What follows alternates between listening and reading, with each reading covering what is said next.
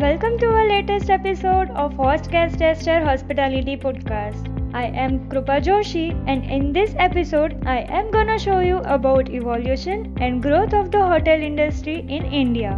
Although it is impossible to trace the origin of hotel industry in India to a certain point of time, there is evidence of its presence even during the Indus Valley Civilization and Vedic era. Travel for pilgrimage and trade was predominantly undertaken in the olden days. The idea of Char Dham means visiting religious places located in India's four corners among the Hindu community is an important indication of the importance of our ancestors attached to pilgrimage. The nation stands dotted with many such shrines, some of which citizens of all religions visit. Some such popular destinations are the Vaishno Devi Shrine in Andhra Pradesh, Shirdi Sai Temple in Shirdi, Amritsar's Sikh Golden Temple, Dilwara Jain Temple in Mount Abu, Bodh Gaya for Buddhists in Bihar, Rajasthan's Ajmer Sharif Shrine, Mumbai's Haji Ali Tomb, St. Francis Church in Goa, and etc.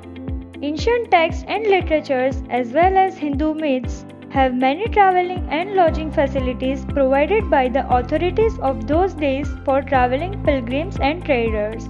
Ancient India was well known for its expertise, spices, gold, and gems. Records of famous yacht travelers, among others, speak of trading Indians with countries like Greece, Italy, Indonesia, Malaysia, China, and Japan. The main modes of transport were animal on land, boats and ships that crisscrossed rivers and seas for remote land connectivity. That is why we find major trading cities in the world lying along riverbanks or on seaports.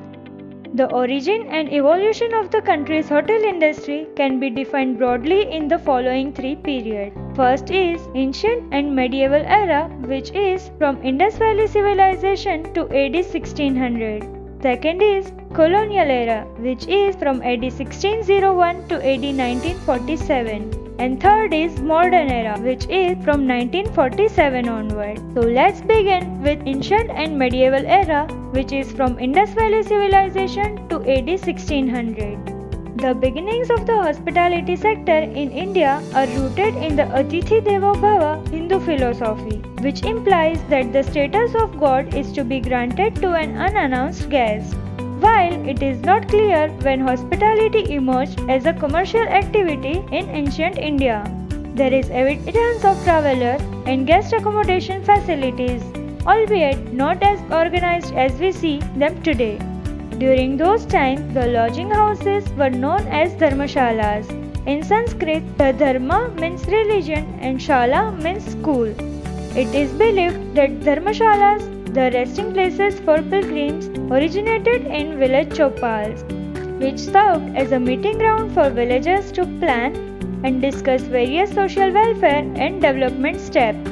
This became the lodging places as travelers began to set up camps there for reasons of safety. Gradually, with the help of local residents and financial assistance from the rulers, zamindars or other influential people, permanent structure or dharmashalas were built for travelers. They were provided with a comfortable place for relaxing and spending the night here. Other words in literature that are indicative of offering facilities to travelers are annakshetras, bhojanalaya, pakashala, pandagar, and etc. Similarly, in the Ramayana and Mahabharata, there is a mention of the existence of avasthagar, which is the outer portion of the house to accommodate people who were invited during festivals, yagnas, or other celebrations organized by kings. Records of many foreign visitors and philosophers who have come to India to speak highly of the facilities for the hospitality. The existence of shelter for travelers has been stated by famous Chinese scholars Pa Hiong and Huinsang, who came during the reign of Chandragupta Vikramaditya and Harshavardhana respectively. In fact, Huinsang has referred to the wonderful food arrangement at Nalanda University for 10,000 students, a famous seat of learning. In the medieval era between the 11th and 13th century, Many sarais and musafir khanas were founded, mainly as resting places for postal messengers established by the Saif or Mamluk dynasty sultans. The system was perfected by Alauddin Khilji, who set up dak chowkis with horse runners and messengers to serve Diwani in Shah, employed nearly 3,400 people at Man, and 1,700 sarais, horse relay station, which also acted as post offices. The Mughals continued the tradition and constructed several such sarais to accommodate travelers. During those times, the sarais fulfilled a traveler's basic necessities. They provided water, a house, a livestock stable such as horse, elephant, or camel, along with their fodder, and sometimes a place of worship as well. There are many localities in Delhi such as Katwaria Sarai, Lado Sarai, and Sarai Kale Khan which have preserved their names to date, although it is difficult to find medieval constructions. Now let's discuss about colonial era, which is from AD 1601 to AD 1947. During the colonial period, with the arrival of Europeans in 17th century, the organized existence of the hotel industry in India began to take form. Most of the early hotels were run by foreigners to meet the needs of European colonizers and later by Raj officials. Travels such as Portuguese Georges, Paddy Goose, and Raquin Court were among the first such properties which opened in Bombay between 1837 to 1840. However, most of the taverns disappeared within a period of about 10 years, and more respectable hotels such as the Hope Hall Family Hotel began to make an appearance. Many prominent properties included the Victoria Hotel, also known as the British Hotel by Palanji Pistonji in 1840, Esplanade Hotel in 1871, Watson's Hotel which was strictly for Europeans, Auckland Hotel in 1841 in Calcutta, which became the Great Eastern Hotel in post-independent India, and many. Jamshedji Nashrawanji Tata inaugurated the Taj Mahal Palace and Tower Hotel in December 1903. Overlooking India's gateway in Mumbai following an incident of racial discrimination in which he was refused entry to the Watson's Hotel as an Indian. An Indian has credited the hotel, which is an architectural masterpiece, with being the first luxury hotel for Indians. Shapurji Saurabhji built Grand Hotel in Mumbai in 1923. The Majestic Hotel opened some years later. Quick all hotels were designed and operated according to Western standards until 1900. The first hotel in Indian style were the Sardar Griha, which opened in 1900, and the Madhav Ashram opened in 1908. The two world wars are brewing a fresh lot of hotels into Mumbai, which is a big port city of the time. The Ritz, the Ambassador, West End, and Airlines, which opened in those years, are affectionately referred by industry historians as war babies. Now let's discuss modern era, which is from 1947 onwards. After independence, there were big leaps in the hotel trade in the country. The Oberoi Group of Hotels, founded by Rai Bahadur Mohan Singh Oberoi, and the Taj Group took over several British properties, maintained high standards and service quality, and expanded their business overseas. The later decades show corporates like the ITC also joined this hotel industry with properties under ITC Welcome Group. The year 1949 showed the organization of 4 regional hotels and restaurant associations with head offices in Delhi, Mumbai, Calcutta, and Madras, which is now known as Chennai. These 4 associations were linked in a federation. The FHRAI means Federation of Hotels and Restaurants in India in 1955. The federation serves as an interface between the hospitality industry, political leadership, government, international associations, and other stakeholders in the trade. The Ashok Hotel in the diplomatic enclave of Delhi has the distinction of becoming the government's first luxury hotel. It is founded in 1956 to host the first ever international event of independent India. A conference organized by UNIDO, means United Nations Industrial Development Organization, realizing the tourism and hospitality industry's importance and potential, the government created ITDC, means India Tourism Development Corporation, in 1966, which opened many large and small hotels across the country.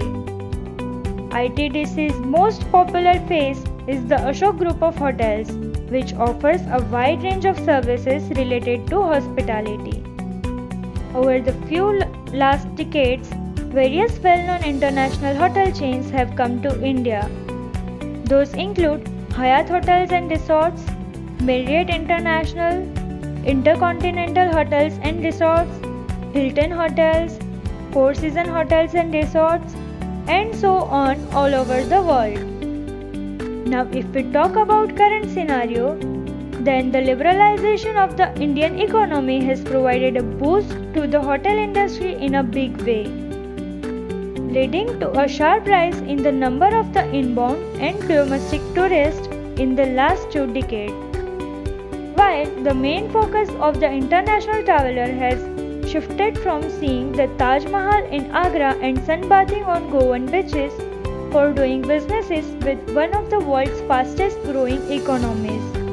The boom in the information technology and other services sectors has placed substantial disposable incomes in the hands of Indian people, spurring the travel urge in them. According to the Union Ministry of Tourism, 6.97 million tourists visited India in 2013. Almost one-third of the international arrivals were from the United States and United Kingdom. The foreign exchange earnings from them were $18.4 million, which was 4% more than the previous year. As many as 1,145.28 million Indians traveled within the country to register an annual increase of about 9.6% in the domestic as well as inbound tourism categories. Even in the outbound sector, 16.63 million Indians traveled abroad in 2013. However, India's share in the global tourism business is only 1.59%. It is projected that in 2014, earnings from tourism would make up 7.3% of the national GDP, and 11% of the employed Indians would be working in this industry directly. As per the rating agency ICRA, the Indian hospitality industry is expected to grow by 9 to 11% in 2015 to 2016, mainly due to a modest increase in occupancy and small traction rates. There are about 1,242 hotels approved and classified by the Ministry of Tourism and Government of India, with a total capacity of about 76,858 hotel rooms. Unless demand keeps pace, the widening supply-demand gap will impact rate integrity over the next 2 years. The growth is attributed to the country's Incredible India international marketing campaign, which mounted a concentrated effort in international print and electronic media. Besides the internet, outdoor advertising and road shows to showcase the country's tourism-friendly aspect. India's open ski policy has also led to a massive growth in travel for business and pleasure. The upgradation of national highways connecting various parts of India has opened new avenues for the development of budget hotels here. All this has resulted in exciting opportunities for the hotel industry. While the potential of the hotel business is great, there are several constraints for the industry to grow. The high cost of land in the country often discourages an investor to put money in the construction of new hotels, which is highly capital investment. It is estimated that constructing a single 5-star room costs around 12.5 million rupees. This, according to a hotelier, is hardly an incentive to construct new hotel properties. Hence, there is a mismatch between demand and supply, leading to higher occupancy rates and increasing prices. In fact, the average price of a hotel room worldwide increased by 3% during 2013. Global travelers on an average paid 2% more on hotels in India during 2013 when compared to 2012, to a national rate of 6,278 rupees. Though this rate is affordable for business travelers, but it is very difficult for leisure travelers to sell out so much money. Now please allow me to conclude our today's podcast by briefing about connection between culture and hospitality. It is to be said that a richness of culture can be measured by the experiencing act of hospitality they show. Indian hospitality are root of its vast heritage. That is why this miraculous tree has grown in such a marvelous manner. We'll see you guys in my next episode with more of the fun facts related to tourism. Thank you.